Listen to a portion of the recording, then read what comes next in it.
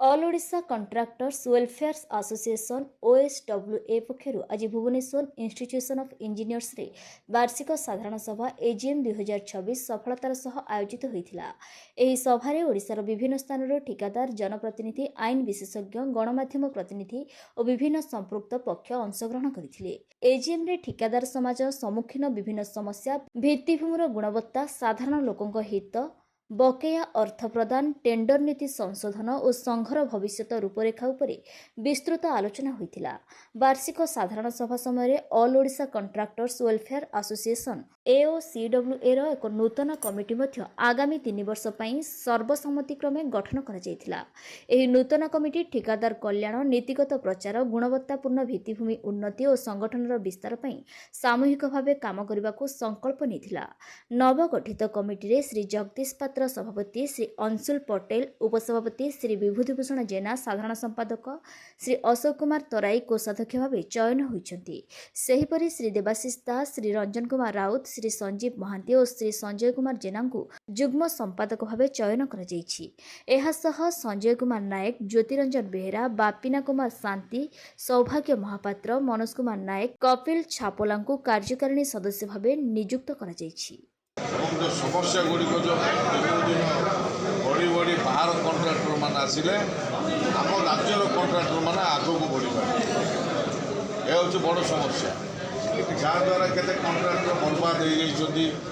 केते कंट्राक्टर को तली तलांत कर टेंडर है एलिजिबल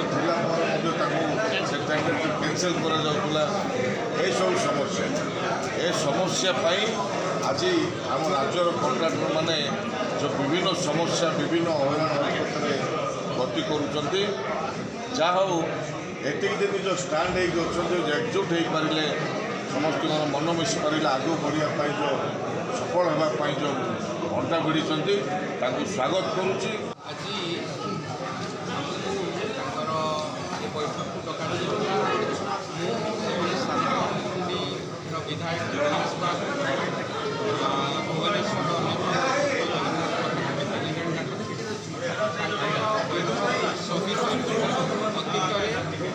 विगत 2 वर्ष पूर्व जो कथा को नहीं से आसोसिएसन कर विशेष भाव में ओडिया ठीक रेट कम करेंगे से विषय सब आलोचना आलोचना आगामी दिन से दाबी गुड़ा केमती पूर्ण हम से विषय आम सब कार्यपन्था हाँ हाँ हाँ सहीटा विषय सब गवर्नमेंट सारे आलोचना आज आमर थे विधायक बाबू सिंह थे, रमेश जेना थे, जगन्नाथ पट्टनायक थे, आमर रिटायर्ड सेक्रेटरी विजय पट्टनायक सर आमर लेस टेंडर जाऊँगी विभिन्न जिले में बाहर कंट्राक्टर सब पकई दूसरी मानुना ये सब विषय आलोचना कराला केमती यार समाधान हो पार भविष्य में केमती यहाँ आपंकर सब एक्सेस रे काम कारण आम CSR रेट जहाँ अच्छी माने मार्केट रेट रू बहुत कम तेणुक कंट्राक्टर मानक एमती जीरो रे भी पोषौ लोक बाध्य काम कर बाहर कंट्राक्टर आसिक 30% 40% काम सरकार देउछि काम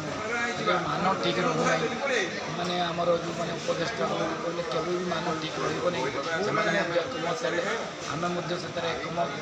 कारण अति बेस काम नहीं कि जड़े केमी घर आणिक बेपार करना